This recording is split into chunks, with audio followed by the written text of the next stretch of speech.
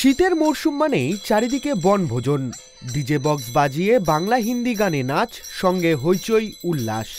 কিন্তু এসবের বাইরেও যে ব্যতিক্রমী বনভোজন হতে পারে তা হয়তো ভাবতে পারেননি কেউই। এমনই এক ব্যতিক্রমী বনভোজনের ছবি দেখা গেল রায়গঞ্জে। এখানে বনভোজনে ডিজে বক্সে গান বাজানোর পরিবর্তে শোনা গেল খোল করতালের ধ্বনি, ভেসে উঠল কৃষ্ণ নাম। শুধু তাই নয়, বনভোজনে অংশ নিল একাধিক গোপাল ঠাকুর।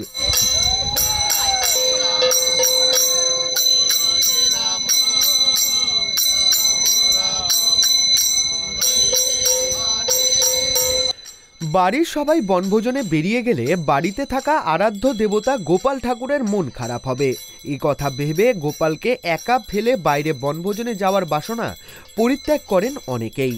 গোপালেরও তো স্বাদ হয় বনভোজনে অংশ নেওয়ার, তাই সেই কথা মাথায় রেখে বিশেষ উদ্যোগ গ্রহণ করলেন রায়গঞ্জের চণ্ডীতলার একদল গোপাল ভক্ত। বাড়ির গোপালদের নিয়ে মেতে উঠলেন বনভোজনের আনন্দে।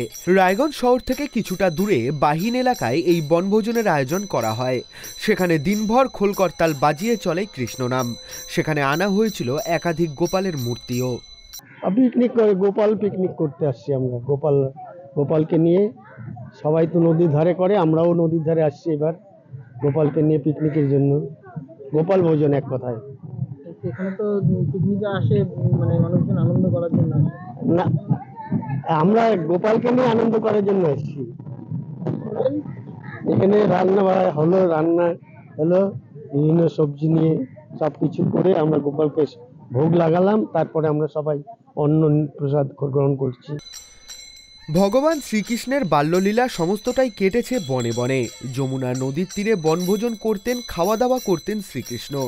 তাই প্রতি বছরই তারা এই ধরনের আয়োজন করে থাকেন। সেই রীতি মেনেই এই বনভোজনের উদ্যোগ গ্রহণ করা হয়েছে বলে জানিয়েছেন গোপাল ভক্তরা।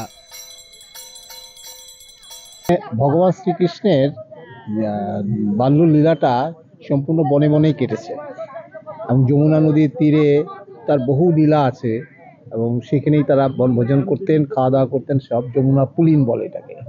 তা আমরা এই প্রত্যেকবারই হয়, এইবার একটা নতুন আস্বাদন আমরা এখানে করলাম। আমাদের উত্তম কর অনুপ্রেরণা ওই নিয়ে এসছে আমাদেরকে। আর অনেক আইটেম আছে, অন্ন, শাক, শুক্তা, ভাজা, 5 রকমের ভাজা, চাটনি, পনিরে, দই মিষ্টি, পাপড় ভাজা, পাপড় ভাজা। বনভোজনে কতগুলো আইটেম ছিল? চাটনি অনেক 10 আইটেম, অন্ন নিয়ে 10টা। এই বনভোজনে সকলে মিলেই আনন্দ উৎসবে মেতে উঠেছিলেন। খাবারের মেনুতেও ছিল একাধিক পদ: অন্ন, ডাল, শাক, শুক্তো, পনিরের সবজি, চাটনি, পাঁপড়, দই এবং শেষ পাতে ছিল মিষ্টি।